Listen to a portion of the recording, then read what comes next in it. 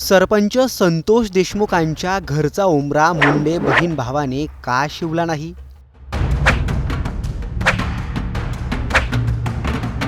संतोष देशमुख हत्या प्रकरणावरून ज्यांच्यावर गंभीर आरोप झालेत त्या धनंजय मुंडेंनी अद्याप मस्साजोग गाठलं नाहीये. ज्यांनी या प्रकरणापासून स्वतःला दूर ठेवलंय त्या पंकजा मुंडेंनीही मयत संतोष देशमुख कुटुंबाला भेट का दिली नाही?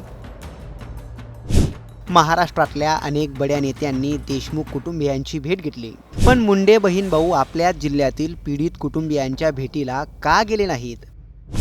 मुंडे बहीण भावाने परळी ते मस्साजोग अवघं 72 किलोमीटरचं अंतर का गाठलं नाही? याचाच सविस्तर आढावा या व्हिडिओतून घेणार आहोत.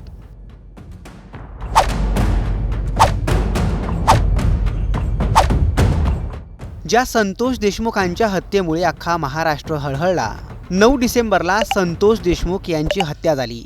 या हत्येमुळे अख्खा महाराष्ट्र हळहळला. याच हत्येचे पडसाद हिवाळी अधिवेशनातही उमटलेत.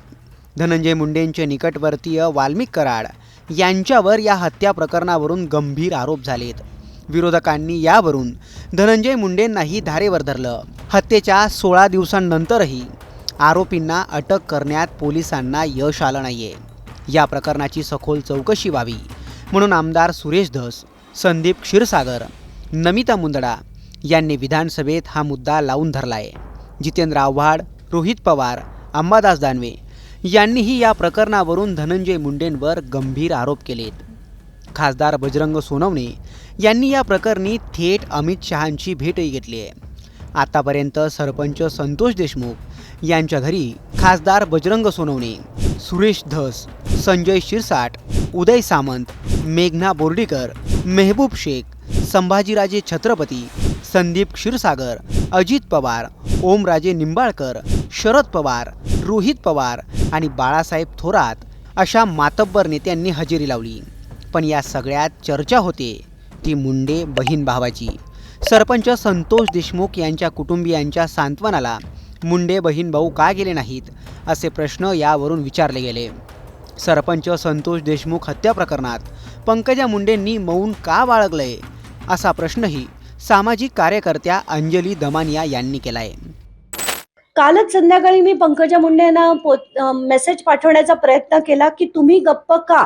तुम्ही एक मंत्री आहात बीडच्या, आणि आजपर्यंत बीडमध्ये एवढी मोठी घटना घडली आणि ज्या व्यक्तीविरुद्ध तुम्ही भगवान गडावरनं बोलला होतात तो व्यक्ती सुद्धा खंडणीच्या आरोपात तर सरळ सरळ दिसतोय. त्या व्यतिरिक्त ह्या संतोष देशमुखांच्या खुंडामध्ये सुद्धा त्याचा हात आहे की नाही याच्यावर तुम्ही चकार शब्द सुद्धा का काढू नये?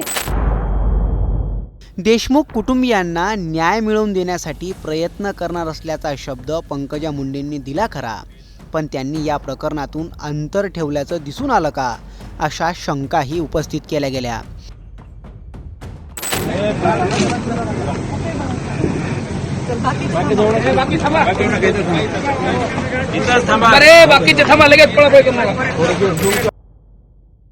अजित पवारांनी देशमुख कुटुंबियांची भेट घेतली.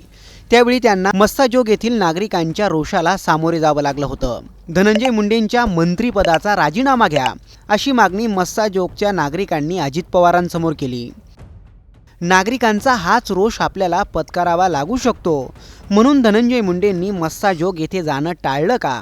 की मग फरार झालेला वाल्मिक कराड नागपुरातल्या फार्म हाऊसवर असल्याचा आरोप उघडपणे अंबादास दानवेंनी विधान परिषदेत केला होता. याच आरोपांमुळे मुंडेंनी मस्साजोग येथे जाणं टाळलं असेल का, असे सवाल आता विचारले जात आहेत.